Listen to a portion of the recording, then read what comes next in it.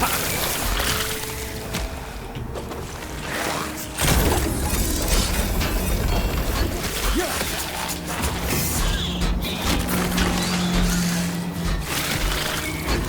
guys, they're Turn here, back with another Last Epoch build guide. It's been a while since my last video. I've been grinding a ton of Last Epoch, so I've got like 500-600 hours in the game. And we've been playing a lot of Paladin, Void Knight, and Forge Guard. With the new changes, Forge Guard is definitely much better, but there's still quite a few things lacking with Forge Guard at the moment. So in this particular build guide, I'm going to go through Shield Bash. So let's quickly go through the skills and see what's going on. So first we have Shield Bash. Shield Bash is going to be our main damage dealer in this build.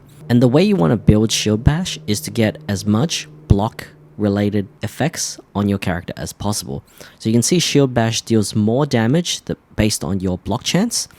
1.5% more damage per 1% block chance, up to 150, multiplicative with other modifiers. This means you can have a maximum of 100 block chance and you can get 150% more damage on your Shield Bash. Now, the most important nodes for this is to get Protective Impact. This one gives you 15% extra block chance plus extra block effectiveness. Now, you're going to see that block chance and block effectiveness are going to be very important on this character.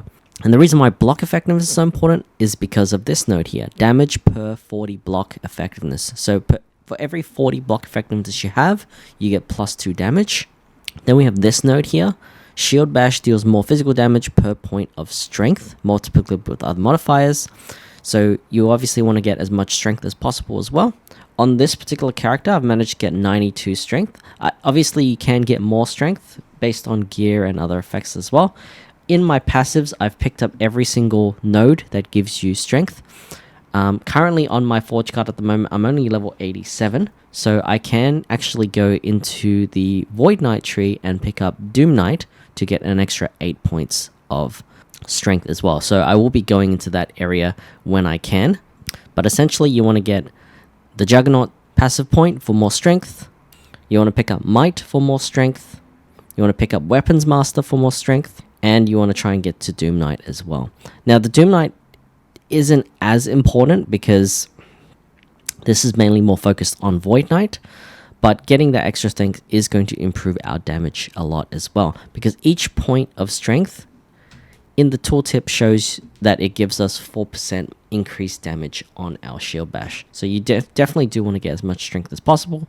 Obviously, the other benefit of having a lot of strength is that strength will give you armor. So each point of strength increases your armor by 4%, meaning that you'll be more tanky as well. And getting to the Might node is quite good because this gives us health as well. Strength and health per point, giving us an extra 40 health, which is going to make us more tanky. Lastly, the other important node is to get Flurry of Blows. This is obviously because for your Shield Bash is a cooldown skill. This will make it not cooldown, but cost mana. And so you want to invest into the Cutting Edge so that you can have it so that your Shield Bash only costs 9 mana. We are also using the Code of the Erased Relic, and this gives us -3 melee mana cost as well. So this one is quite good, and I've actually managed to roll some sort of Shield Bash on here. If you can get more points to Shield Bash, that's also really nice in improving your damage in Shield Bash as well. The other two nodes is High Impact, giving you a 40% more damage multiplier, and also Shield Storm. This one is really important, and this is the other reason why getting a lot of block chance is going to be very important. This gives you attack speed per 1 point of block chance. So this will give you up to 50% block attack speed, because you cap at 100% block chance. So this one is also going to be really strong as well. So this makes it so that your Shield Bash doesn't just attack very slowly. You can actually kind of spam Shield Bash at a relatively fast pace. And this is because my attack speed, my block chance isn't capped at 100%. So currently I'm only getting like 30 to 40% extra block chance. When I do proc Ring of Shields, I do get an extra 15%, so I do get to 91% block chance, but you can get higher as well. So there's all the nodes you want to go into Shield Bash. We have Volatile Reversal. This is just an insane damage multiplier because of Harbinger of Dust. This one gives us increased 30% damage when enemies are hit by our Void Rifts. We also have Time Sap, which will help reduce the cooldown of Volatile Reversal. So the way this works is, if you move, you get voided back to a certain spot. So when you're fighting an enemy in the middle, say the enemy was right here, you can hit the enemy. If you stand still, and then Volatile Reversal on top of where you're standing, you apply that damage multiplier around you, and you can continuously hit the enemy like so. So Volatile Reversal is a good damage buff. Although it's not a buff skill, it does buff your damage quite a lot. It also does have a chance to increase your move speed as well, which is really nice for duking certain skills. The other part is if you're dodging around the map and you need to get back to a boss where you just came from. So for example, like sometimes bosses will have a pattern. You can simply dodge out of the pattern and then go back and start attacking again. So this is why Volatile Reversal is so nice. Then we have Sigils of Hope, and remember, to get Sigils of Hope, you need to invest 15 points into the Paladin tree. So here I've gotten all of the block chance nodes. I've also taken a bit of blind chance as well. Blind chance is really nice because this particular node gives you endurance plus blind chance. And remember, they've buffed blind chance so that if enemies are blind, they can't crit you. So that's why blind chance is really nice in this build. I've also taken Conviction for more increased physical damage, because this is a physical based shield bash build, and a bit of health just to get us to this node. So that gives us 15 points in Sigils of Hope. Sigils of Hope has a block chance node, so we want to invest straight for the block chance node here. Now this will give us an extra sigil, so we have 3 plus 1 giving us 4 sigils, and then we have 3% block chance per active sigil, giving us 12% extra block chance. With the extra sigil, we have 73 block chance by default. When we activate Ring of Shields and the Shield Bash, it takes us to 100%. So we do get 100% block chance when we activate our Ring of Shields and our Shield Bash. So you'll notice we can attack relatively quickly. This is about 50% attack speed. Obviously, this is not the fastest type of build. You also notice that the mana is quite intensive on this build as well. So we do want to get quite a lot of mana regen if we can. And if I do require more mana, there is a different item I can use. Instead of this one, I do have this instead, which gives us more mana and faster mana regen. So you can see with the amount of mana regen I get on this item, our mana is going down very slowly when we spam the Shield Bash. So that's going to be better for this build, but I do want more damage, which is why I put this one on instead. So you can see our damage is doing 107 estimated. If I activate another sigil and then activate Ring of Shields, this will give us 133, 160. So this is doing a lot of damage when we do activate our Shield Bash. But yeah, going back to the Sigils of Hope, taking all the damage nodes, getting the extra sigil, and going straight for the block chance is going to be really important for this build, because Sigils of Hope gives us so much block chance. I took Shield Rush as our traversal skill. In that aspect, I'm speccing into mana efficiency, so it's not as expensive. So here we have, it costs 32 mana, which is still quite a lot of mana. We don't really want to use Shield Bash that often, Shield Rush that often, because it's not really giving us anything apart from the extra traversal. Instead, you could also take the Javelin instead, because this gives us some sort of buff, gives us damage and endurance threshold per attunement. So this one may be better for survivability, but I took this one because this one gives us the damage reduction whilst we're running. And then we have Ring of Shields. And Ring of Shields, again, gives us another form of block chance as well. So speccing into this node, Defensive Shields, gives us 15% block chance. We also have extra block chance here. We get block effectiveness, sorry, when we get a heal off. So these nodes aren't as important. This one just gives us more health on our shields. This one makes our Ring of Shields last longer. But this one is important because every 6 seconds, our Ring of Shields is going to heal our allies. When it heals allies, it's going to give us armor and also give us block effectiveness as well. So this is really important. This side of the tree is really important in the Ring of Shields node. This one makes our Ring of Shields last longer, which is nice. It combos with our passive, and our passive here is the Shield Crafter node. So because the Ring of Shields last longer, we also get the block effectiveness. These shields are tankier, they have more armor, and they last longer from the node here. Now going into our passives, again, every single strength and block chance node, you want to take it. So we have one block chance here, so this is 3%. We get block chance here, which is another 3%, that's 6%. We have another block chance node here, taking us to 9% and damage reduction.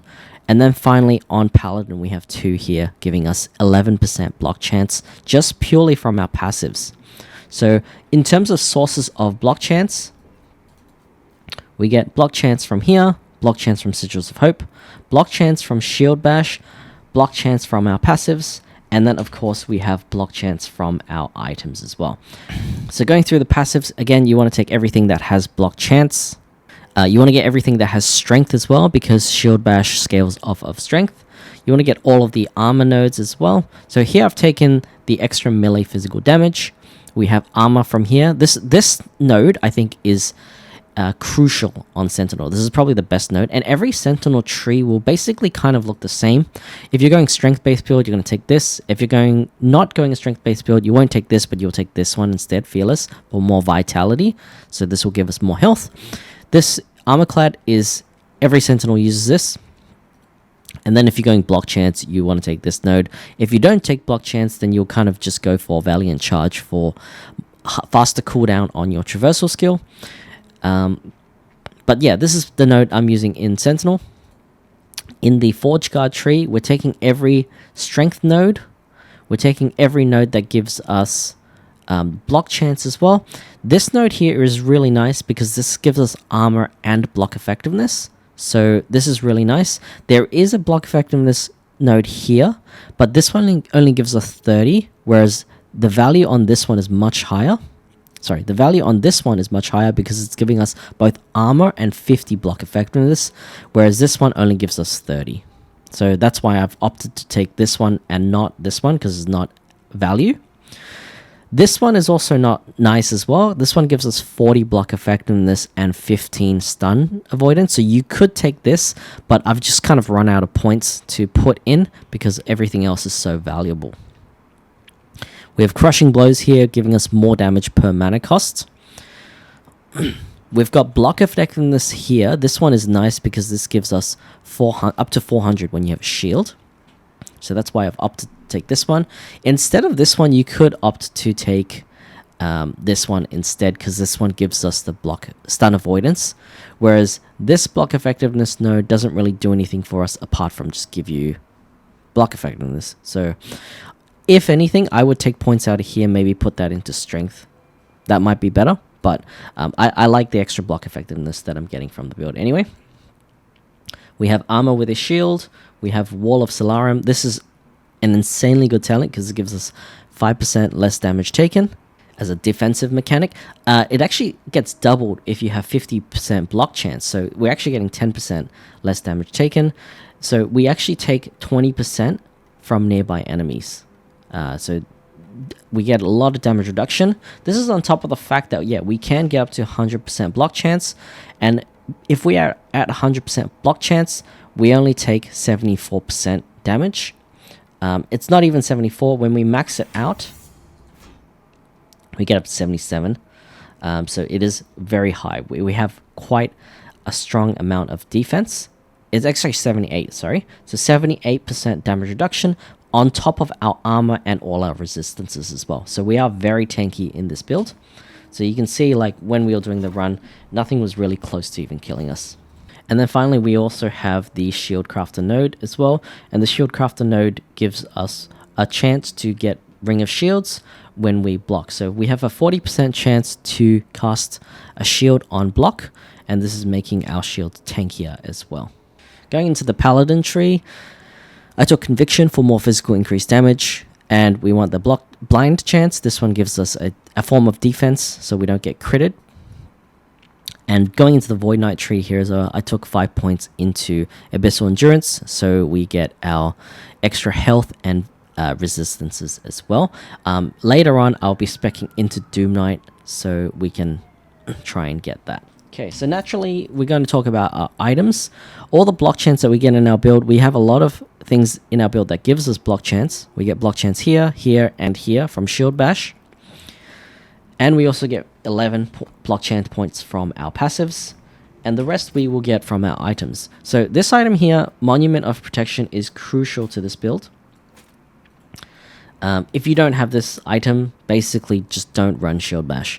And the reason why is because, one, this gives us 10% block chance, so this is really nice. It also increases your block effectiveness, and also gives us 82 melee damage for Shield Bash. So naturally, this is a really good item. We also have Horn of Yukiros. This is a really good item for the Shield Bash build. This item does everything that Shield Bash wants. It gives us block chance, block effectiveness, increased melee damage, more block chance, and block effectiveness and strength as well. So this one gives us everything that we need for the build. I just wish that we rolled a better legendary on it, but I did get this from the Nemesis system, and I haven't been able to find one since. I've tried farming this from the Dragon timeline, but just my luck is not very good, because I do have another one, but that one gave us damage reflect, which is not good. So I've got one here which gives us damage reflect. So yeah, my luck hasn't been the best on this item. Now another item that's doing wonders for us in this build is Orion Sunseal. Now I reckon we only need one in this build, but Orion Sunseal is really nice because it will automatically cast Sigils of Hope for us. So you can see we're maintaining 4 stacks of Sigils of Hope by doing nothing, because it's automatically casting this for us. So you only need one on this build, and the reason why is because we also have these this item here, which gives us, this idol gives us extra seconds to Sigils of Hope. We probably don't even need this because of the Sunseal. And you can see we are able to maintain 4. It doesn't even run out of the Sigils of Hope before we get another stack of Sigils of Hope. So Orion Sunseal is really key for this build because we're getting that extra damage from Sigils of Hope.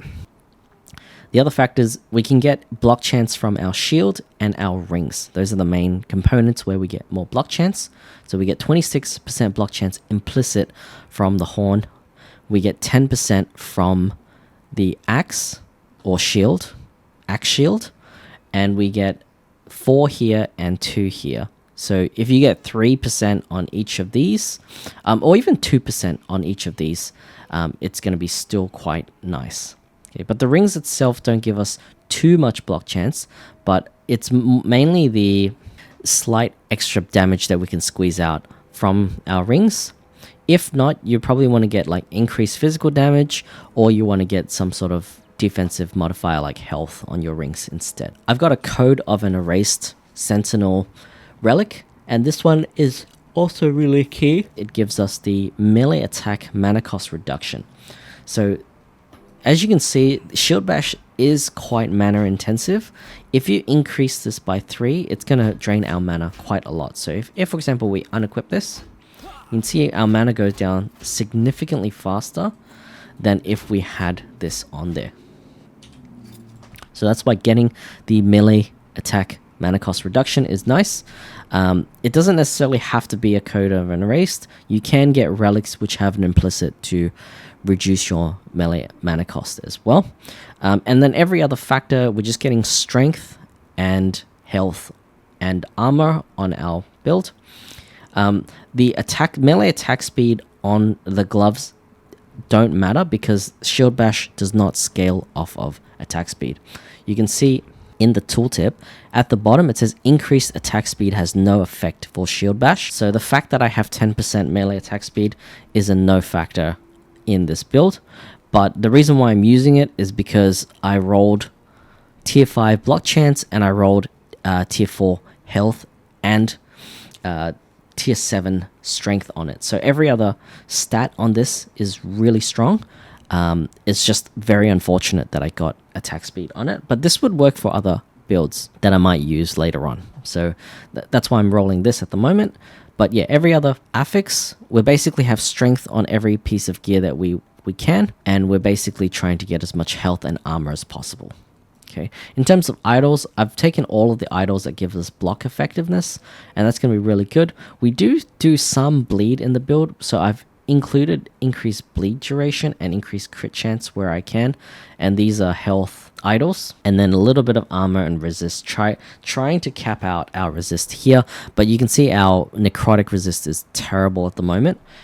If I can, I'd maybe take points out of this node and go into Void Knight, or I'd go into Paladin and try and get the holy icon to get more necrotic resist. Okay, so that's it for my build. This is my melee focused physical damage Forge Guard Shield Bash build. If you enjoyed the video, drop me a like down below and subscribe to the channel. I will leave a build planner for this particular build in the description down below, so check that out. As always, have an awesome day. Bye for now.